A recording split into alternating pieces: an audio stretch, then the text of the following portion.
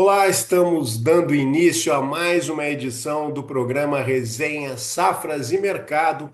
E o assunto dessa edição é o mercado de soja, o mercado sul-americano de soja, que vai se consolidando como principal protagonista nesse momento na formação dos preços internacionais da oleaginosa, preços que vão recuando na Bolsa de Mercadorias de Chicago diante de um quadro positivo. Para conversar sobre o mercado, hoje eu tenho aqui comigo os analistas de safras e mercado, Rafael Silveira, Gabriel Viana e Agustin Reyer, nosso analista em Buenos Aires. E para me ajudar na condução desse resenha Safras, eu tenho a honra de contar com a Julieta Marino, nossa editora da Safras News Latam em Buenos Aires.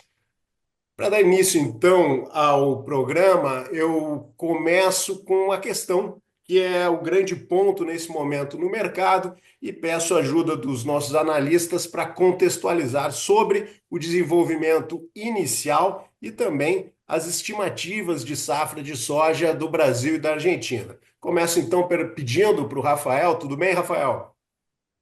Muito bom dia a todos, bom dia, Dylan, Gabriel, Agostinho, Julieta. E sim, Peço bom, pode Peço falar. para o Rafael, então, contextualizar como que se desenvolveu a safra no Brasil nesse início, safra que está já com o plantio praticamente encerrado, desenvolvimento inicial e as perspectivas de safras. Depois do Rafael, o Agostinho também faz um cenário sobre a safra na Argentina. Para completar, o Gabriel fala sobre os derivados, o farelo e o óleo e a perspectiva de oferta nesse início de 2025. Tudo contigo, Rafael. Bom, acho que a safra de soja está indo muito bem, né? No contexto geral, isso falando de Brasil exclusivamente. Então não é segredo para ninguém que a gente teve alguns problemas de plantio inicialmente, mas que foram recuperados aí, principalmente durante os meses aí de outubro e novembro, porque a condição climática foi muito favorável, né? Então a gente viu um grande avanço das máquinas, percentuais aí bem acima do que a gente tem visto na média das últimas 5 safras. E, obviamente, tudo isso aí vai refletir em boas produtividades médias, né? Então, os campos estão muito bem, as condições das lavouras parecem muito promissoras. Eventualmente, a gente tem algum problema ou outro, mais na região aí ao nordeste do país, né? Relacionado principalmente ali ao Maranhão, mas não, no contexto geral não está trazendo aí uma influência negativa, tá? A gente segue com uma perspectiva de 170 milhões de toneladas para cima, isso para a safra brasileira e que obviamente é um número que coloca aí praticamente 20 milhões de toneladas a mais do que a gente colocou na temporada passada no mercado. E isso acaba trazendo, né, um reflexo de preço negativo, né, pela perspectiva, sobretudo na entrada de safra ali em meados de fevereiro do ano que vem. Agostinho, quadro é semelhante na Argentina. No Brasil, perspectiva de safra recorde com esse bom desenvolvimento. E na Argentina, o que que a gente pode esperar na próxima temporada? Bueno, en Argentina el contexto es similar a Brasil, digamos. El desarrollo de la campaña viene bastante positivo. Ya la siembra totaliza aproximadamente un 65%, lo cual está alineado a los indicadores históricos. No presenta ningún retraso en ese sentido. Y de seguir con esta misma inercia, posiblemente para lo que es el mes de enero ya estemos aproximadamente entre el 85 a 90% de la campaña sembrada. Por otra parte, los cultivos que ya están implantados vienen desarrollándose en condiciones óptimas porque las precipitaciones que han llegado a nuestro país han sido bastante favorables para el desarrollo de los cultivos, con lo cual eh, creemos que siguen las condiciones positivas para lo que es la campaña 24-25 y la oferta de poroto en Argentina va a ser muy buena. El resto de las agencias también estiman una zafra por encima de los 53 millones de toneladas aproximadamente. Nosotros por el momento nos mantenemos en 55, que es un número bastante elevado, y podríamos decir que optimista, quizá merite eventualmente algún recorte dependiendo de cómo evolucione el climático, pero creemos que va a ser en líneas generales una campaña muy, muy buena para lo que es Argentina. Obrigado, Agostinho. Gabriel, diante desse Opa, quadro aí, o que que a gente tem para falar sobre a oferta de farelo e de óleo? buenas, Dylan, buenas a todos. mais ou menos parecido, né, em linha com o que o Rafael e Agostinho têm falado. A gente está chegando agora nessa final de temporada com a oferta reduzida no mercado brasileiro, né? A gente sabe que o estoque de passagem dessa temporada vai ser mais curto, está bem estreito. E como o Rafael colocou, né, a questão do atraso inicial de plantio da safra brasileira acaba influenciando agora nessa reta final, nesse período de entre-safra um pouquinho mais estendido do que o normal, aí cerca de 10, 15 dias. Então a gente vê aí preços de óleo de soja ainda muito firmes, apesar de alguns recuos, né, nas últimas semanas. O farelo vem trabalhando de forma lateralizada há muito tempo já, algumas semanas, não só no mercado interno, mas na CBOT também. Então a gente tem, no momento, o mercado ainda muito de lado em termos de precificações, mas já começando a olhar para essa futura safra recorde que o Brasil está se encaminhando. A Argentina também com safra cheia, a gente sabe que a Argentina é o principal exportador global de farelo e óleo de soja. Então a safra da Argentina pesa bastante nessa questão de precificação, principalmente ali dos prêmios, né, aqui no Brasil. Na CBOT pesa bastante também, a gente vê o óleo caindo bastante agora nos últimos dias, nessa semana principalmente. Quedas aí, os contratos já se aproximando dos 39 cents.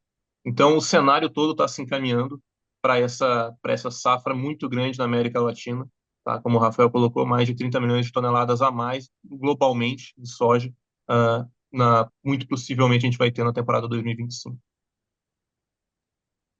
Julieta, Hola a todos.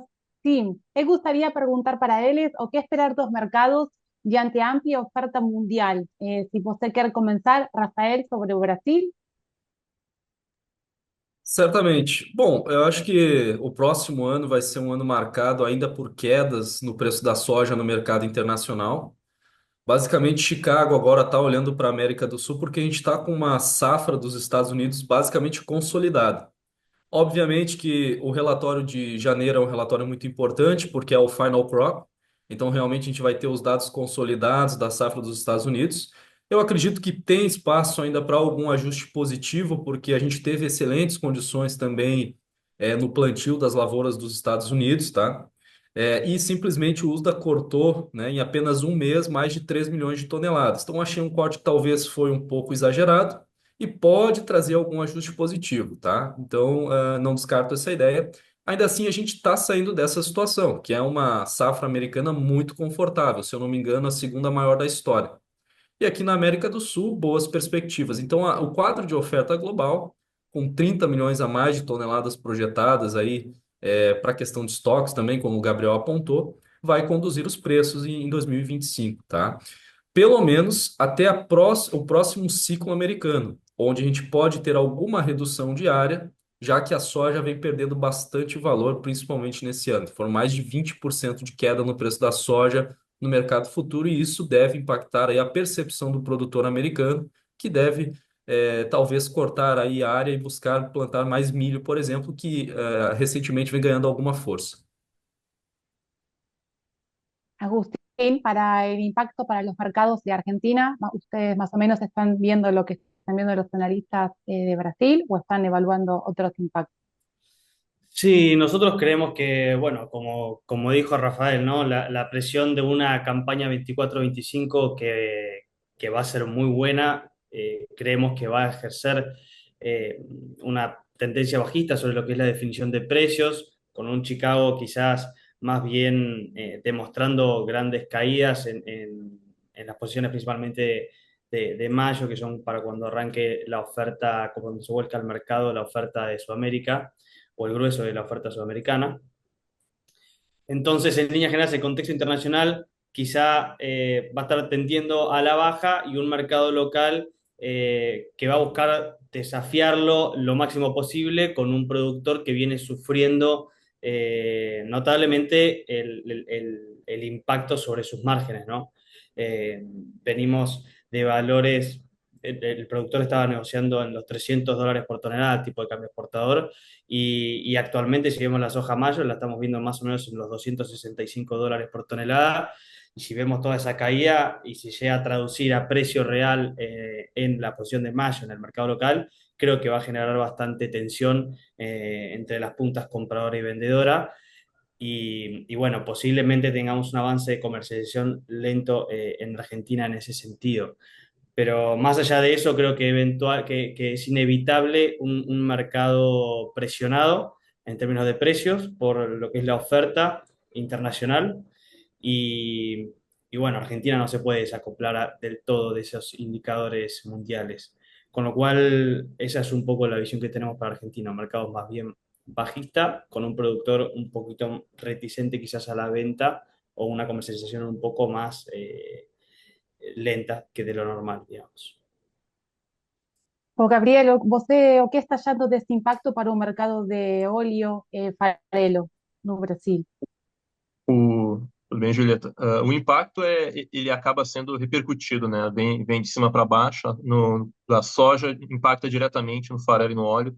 Ele deve impactar mais fortemente no farelo de soja, tá? O óleo de soja tem uma demanda um pouco mais firme ao longo dos últimos anos e no mercado interno brasileiro a questão do biodiesel também vem conseguindo demandar grandes volumes, vem trazendo suporte para que os preços do óleo de soja se mantenham elevados. E o cenário que isso nos traz com essa safra cheia é que o farelo tende a sofrer mais. O farelo deve sofrer uma pressão negativa nos preços cada vez maior ao longo dos anos, não só nessa próxima temporada, ao longo dos próximos anos, porque a demanda do setor de biodiesel ela é uma demanda que vem crescendo e ela cresce por lei também, então é uma demanda que a cada ano aumenta 1% a mistura obrigatória de biodiesel no Brasil. Em outros países as políticas variam, mas também é uma tendência de crescimento de demanda de biodiesel, né, mandatos de biodiesel, e isso ajuda a trazer um certo suporte para preços do óleo de soja, enquanto para o farelo todo o impacto de um maior esmagamento para a entrega de óleo e uma safra muito cheia, né, quando a gente fala globalmente, mas especificamente aqui na América Latina, trazem uma pressão ainda maior. E por ano que vem, o cenário é realmente bem negativo em termos de preços, negativo para os preços, para compradores, principalmente do setor de proteína animal, pode ser um ano muito mais favorável, com preços muito melhores, né, muito mais baixos para a compra de proteína de soja, farelo de soja especificamente, mas o óleo de soja tem uma tendência ainda de se manter um pouco mais firme. Mas não tem muito para onde fugir, como o Agostinho colocou, como o Rafael colocou, o cenário é baixista para a soja grão, para o farelo e para o óleo de soja, com essa pressão de safra, com diversos outros pontos aí que a CBOT também tende a recuso, né? Bom, eu gostaria de colocar em pauta um assunto que mexeu com Chicago recentemente e que é importante que a gente contextualize. É a questão do novo governo Trump. O Trump é marcado, os governos, o governo anterior Trump foi marcado por muito protecionismo e principalmente pela guerra comercial com a China. Eu gostaria que o Gabriel começasse falando, porque tem ainda uma questão em relação ao governo Trump, que parece que não é um governo muito simpático à questão do biodiesel. Eu gostaria que o Gabriel falasse então um pouco sobre essa questão, depois o Rafael e o Agostinho também fizessem as suas considerações sobre essa nova postura do governo Trump e que impacto isso pode ter no mercado. Gabriel. Exatamente, Dylan. O governo Trump, o primeiro pelo menos, ele não adotou nenhuma política de aumentos de mistura obrigatória. Ele não fez alterações ou melhorias nessa questão das políticas de biodiesel no país. Acho que nem de etanol, se eu não me engano, foram feitas grandes mudanças, tá? O cabo-chefe dos Estados Unidos é o milho, né, o etanol, mas também olha para a questão do biodiesel. E, e é um receio do setor, é justamente esse, de que talvez durante os próximos 4 anos o setor de biodiesel fique cada vez menos receba menos atenção do governo, as misturas obrigatórias talvez não sejam cumpridas e não existem grandes efeitos em cima disso, tá? Só que se a gente voltar até para o governo atual do Biden, também não foi feito grandes mudanças, não tivemos grandes aumentos de mistura obrigatória, pelo contrário, os aumentos foram mínimos, tá? Foi uma reclamação do setor, mas assim, tudo nos indica que a gente não vai ter grandes mudanças para o setor de biodiesel. Se tiver, muito possivelmente não vão ser para cima, não vão ser de aumentos de mistura obrigatória. O que pode acontecer, e aí é muito voltado para essa questão do protecionismo e de guerra comercial com a China, é a questão da taxação do óleo recuperado, ou óleo o cooking oil chinês, né? Que os Estados Unidos acabam importando grandes volumes de óleo de cozinha recuperado chinês para utilizar na produção de biodiesel. Também importa muito sebo bovino brasileiro, também se fala em taxação do sebo bovino brasileiro, e se realmente tiverem essas taxações, o governo americano colocar taxações para importação desses produtos, é esperado que o biodiesel norte-americano utilize mais óleo de soja proveniente do mercado doméstico. Isso aí pode ajudar a trazer algum suporte para preços nos contratos de óleo de soja na CBOT. Ainda é cedo para falar isso, os contratos têm perdido força, né, nas últimas semanas, hoje tem caído bastante também, tá? Mas é uma expectativa. Então a gente tem dois pesos que acabam impactando um de cada lado na balança, que é essa questão do governo não se preocupar muito com a questão do meio ambiente, essa parte do setor de biodiesel, mas ao mesmo tempo o protecionismo pode ajudar a segurar um pouco as cotações de óleo de soja por aumento de consumo doméstico. Rafael, o que a gente pode falar aí dessas expectativas com um governo mais protecionista por parte do Donald Trump?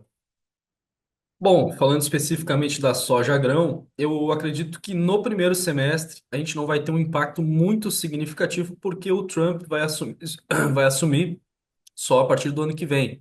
E até lá, boa parte das compras chinesas já foram realizadas de maneira sazonal. E a gente viu, principalmente ao longo do mês de outubro, novembro, aí, excelentes movimentações dos chineses, de repente até se antecipando, né, a essas problemáticas que podem surgir daqui para frente. Agora, num cenário mais adiante, olhando mais para metade do ano que vem para cima, essas dificuldades que a gente pode ter em relação a compras aí da China por parte da soja dos Estados Unidos podem redirecionar uma firmeza de demanda ainda maior pela soja brasileira, né? Tanto que a gente projeta aí exportações recordes para o ano que vem, justamente também olhando esse cenário, tá? Então, isso pode trazer um impacto mais ao final do terceiro trimestre do próximo ano para as exportações brasileiras e aquecer ali a parte dos prêmios, né? Então, é um conjunto de fatores que pode aí, quem sabe, trazer alguma sustentação para os preços da soja no mercado no mercado brasileiro aí mais para metade do ano que vem para cima, né? Para frente. Então, olhando aí para terceiro e quarto trimestre do próximo ano. Agostinho, alguma consideração, algum efeito Trump sobre o mercado aí na Argentina?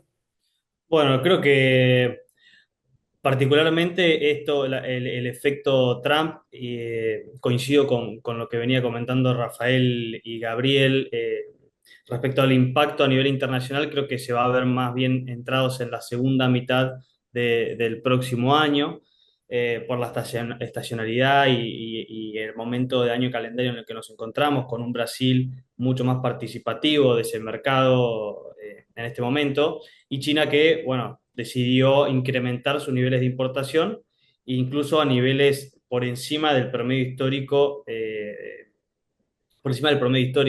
con lo cual podríamos decir que está bastante bien abastecida China de Estados Unidos, y lo estamos viendo en reportes de ventas líquidas todos los jueves, que cada vez van reduciendo el volumen de compras, ¿no? Respecto a la llegada de Trump, creo que es más bien esta implementación de políticas arancelarias que podríamos llegar a experimentar, podrían también incidir en lo que es la definición de una política monetaria que debería acompañar a ese proceso, posiblemente inflacionario y quizás con tasas que van a incrementarse, buscando darle cierta fortaleza al dólar, que vamos a ver cómo lo posiciona a esto con el resto de las monedas en términos de competitividad y cómo va a repercutir esto en su balanza comercial entre exportaciones e importaciones, ¿no?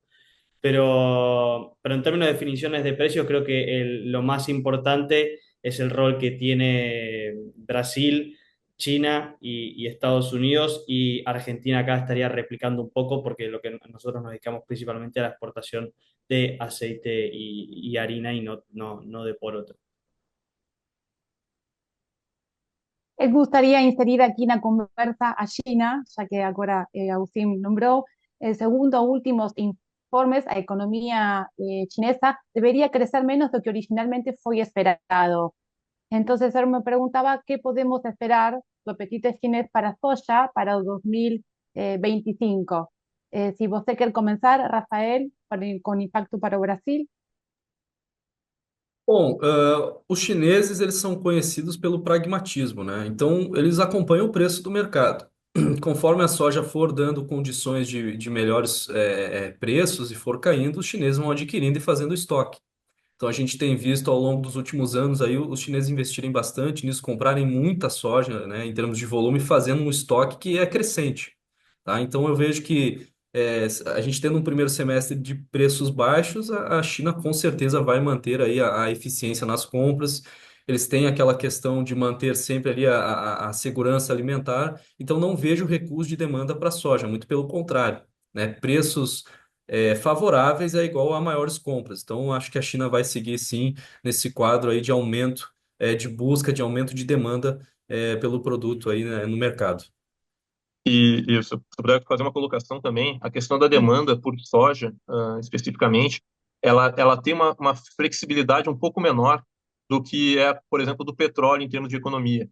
Por mais que, digamos que a economia da China não cresça tanto quanto esperado nos próximos anos, ou nesse ano que vem, 2025, a demanda por soja, por alimento, ela tem uma flexibilidade um pouco menor.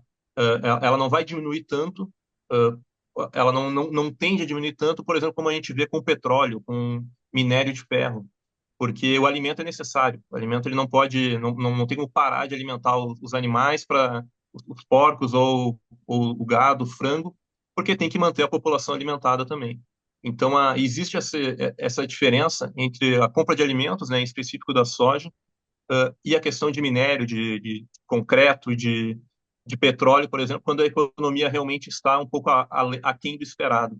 Então, por mais que ano que vem a economia da China não esteja tão bem, colocando como hipótese isso, mesmo assim a compra de alimentos, e como o Rafael colocou, com preços baixos, né, a soja, dificilmente a China vai diminuir suas compras. Pelo contrário, a tendência é que realmente aumente por essa questão de preço, né, formação de estoques. Agustín, para Argentina, más o menos coincidís con esta mirada que tienen ellos para el mercado de Brasil. Sí, sí, sí, coincido, coincido.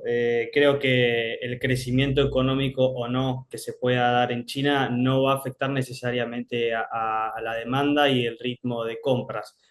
Bueno, quizás justo el pulso de compras, quizás sí, quizás un mes se mantiene un poco más, más tranquilo que otro, pero es en función pura y exclusivamente de la competitividad y de los precios internacionales que puedan haber. Creo que en términos de economía de China sí va a ser importante ver cómo compite su moneda versus el dólar y qué puede llegar a pasar con esto, que podría incidir un poco en estos pulsos de compra y en momentos de mayor o menor agresividad por parte de China para su abastecimiento. Bom, vou colocar então um assunto agora aqui que é um desafio para vocês e para todo mundo, que é a questão macroeconômica. No Brasil, câmbio acima de R$ 6, se adotou um novo patamar, e todos sabem que o câmbio é um importante fator na formação do preço interno. Então, eu gostaria de ver com vocês, com o Rafael e o Gabriel, essa questão do câmbio que parece ter adotado um novo patamar, taxas de juros também mais elevadas no Brasil, o que isso pode impactar na formação dos preços internos e se há algum outro ponto macroeconômico que merece atenção. E para o Agostinho, depois, a questão, evidentemente, desse cenário que é sempre confuso em relação ao câmbio na Argentina e com essas novas diretrizes do governo Milei, o que isso poderá influenciar na comercialização da soja. Rafael, pode começar, por favor? Certo. Bom, eu acho que o câmbio, né, a gente tem que olhar de dois aspectos, não apenas o câmbio, mas olhar todos os formadores de preço no mercado. Então, muitas vezes o produtor, por exemplo, ele pode olhar um dólar subindo e ter um preço ainda em queda, e ele pode se perguntar por que isso está acontecendo. Na verdade, é porque a gente está com uma elasticidade de oferta muito grande. Então, essas variações de alta do câmbio, na verdade, elas se refletem em prêmios negativos e acelera a queda dos prêmios, porque é muita oferta de soja. Então, quando a gente olha para a entrada de safra ali no primeiro semestre, e as necessidades de escoamento, porque a gente sabe que temos problemas logísticos, a logística, né? A gente não consegue armazenar em termos percentuais aquilo que a gente produz, né? Então, essa necessidade de escoamento leva com que os prêmios acabem sendo muito pressionados e a alta do câmbio acaba também trazendo, né, uma força ainda maior, tanto que a gente já está vendo, né, a curva de prêmios para a safra nova invertendo para o campo negativo. tá? Então, olhando para o cenário 25, a gente tem que pensar que o dólar ele está num patamar elevado. A gente não sabe se ele vai continuar nesses patamares. Ele pode tanto subir um pouco mais como retrair, tá? E por que que isso pode acontecer? Vai depender das políticas do Banco Central, tá? Então a gente tem que olhar realmente se o Banco Central começar a aumentar muito fortemente a taxa de juros em um curto espaço de tempo, nas próximas reuniões ele for bem agressivo como ele foi na última reunião, e eventualmente nos Estados Unidos a gente ter uma redução da taxa americana, necessariamente a arbitragem acaba mudando e o dólar pode ter um alívio no estresse que ele está tendo agora. Quer dizer que vai se manter se tiver um recuo? Não quer dizer. Aí depende das próximas políticas do governo relacionado à questão de gastos e receitas, né, a parte fiscal. Mas num momento mais rápido, num curto período, se a gente tiver essa mudança de taxa de juros, Brasil subindo bastante, Estados Unidos eventualmente baixando, a gente pode ter um reflexo negativo em termos de dólar, tá? E para a soja, a gente tem que cuidar da formação do preço. Então, se o dólar se mantiver nesses níveis que estão agora, a aceleração de queda nos prêmios é maior, tá? Se não, se o dólar começar a recuar um pouco, a gente ainda deve ter prêmios negativos, mas não tão impactados. Então, é um cenário que, de qualquer forma, ele se desenha para um primeiro semestre de preços em queda, tá? Se o dólar subir mais, preços tendem a cair um pouco mais rápido. Se o dólar começar a recuar, preços caem, mas numa velocidade um pouco menor. Gabriel, alguma coisa a acrescentar essa avaliação do Rafael? Não, o Rafael foi perfeito nisso, assim como impacta, o dólar impacta, né, na formação de preços e prêmios, mais especificamente da soja, também impacta no farelo e no óleo. E o cenário que se desenha, né, como o Rafael colocou, é exatamente esse. A gente já está vendo prêmios de farelo e de óleo de soja perdendo força cada vez mais para esse primeiro semestre de 2025. O que é normal, né, sazonalmente, os prêmios têm uma tendência de queda, não é só, obviamente, por causa do câmbio, mas no primeiro semestre, quando a gente tem aí a entrada de safra, os maiores volumes, né, sendo ofertados, e aí a pressão de oferta entra com força e ajuda a derrubar prêmios. Então, essa questão cambial é mais um impacto também, a gente vê aí o câmbio subindo e os preços de óleo, de farelo de soja futuros também caindo. Então, o mercado acompanha também esse movimento da soja grão no farelo e no óleo de soja. Não tem muito para acrescentar, o Rafael foi perfeito aí na colocação dele. Agostinho, governo Milei em 2025, a gente tem um quadro macroeconômico de menores incertezas, de que forma isso pode impactar no mercado? Bueno, acá en Argentina quizás tiene algún condimento extra la definición de precios y la incidencia que tiene el tipo de cambio en el local, porque como hemos visto, eh, actualmente existe un instrumento que es el dólar exportador, que se compone de dos tipos de cambio distintos, uno es el oficial y el otro es el contado con liquidación. Cada uno responde a un porcentual en la participación en la definición del tipo de cambio del dólar exportador. Y esto fue implementado por el gobierno anterior y Milei decidió sostenerlo a modo de incentivo por parte del productor para que pueda vender, para que tenga acceso a una mejor cantidad de pesos por tonelada eh, cuando lo vende al mercado local. Entonces, sí me gustaría hacer antes un breve comentario de tener en cuenta que venimos de un Milei que cuando asumió tenía el riesgo país en torno a los 1935 puntos, donde llegó a tocar los 2000 y hoy estamos, que es novedad para Argentina, hemos perforado los 700 puntos en el riesgo país. Esto, sumado a otros factores económicos e indicadores que vienen dando vueltas en el mercado, hace que los tipos de cambio se mantengan estabilizados. Entonces, quizá hoy ya no es como años anteriores donde el productor tenía que o podía definir su precio y su margen en función a hacer la mejor movida financiera o aplicar la mejor estrategia financiera de venta.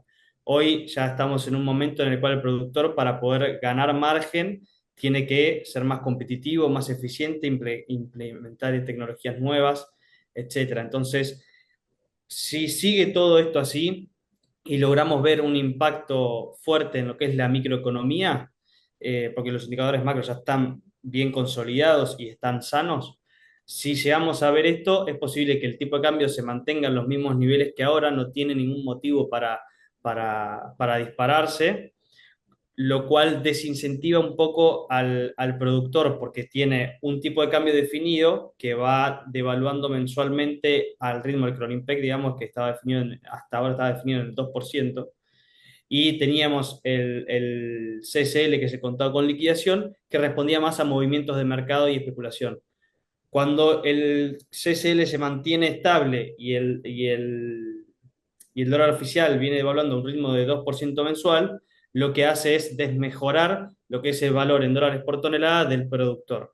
Con lo cual, hoy el dólar exportador ya no funciona como un incentivo para la venta, y en un contexto de precios que viene a la baja, bueno, plantea un escenario bien desafiante para el productor y que genera incertidumbre y no sabe qué hacer. Con lo cual, diría que el 2025, con mi ley y el efecto tipo de cambio y etcétera, y si juntamos todos esas variables, diría que va a ser un año para prestar atención a lo que sean el impacto en la microeconomía de mi ley, y para el sector qué medidas pueda llegar a implementar respecto a lo que son las famosas retenciones que decimos acá, que son los derechos de exportación, que para nuestro país en soja son muy, muy, muy, muy altos, un 33% de derecho de exportación.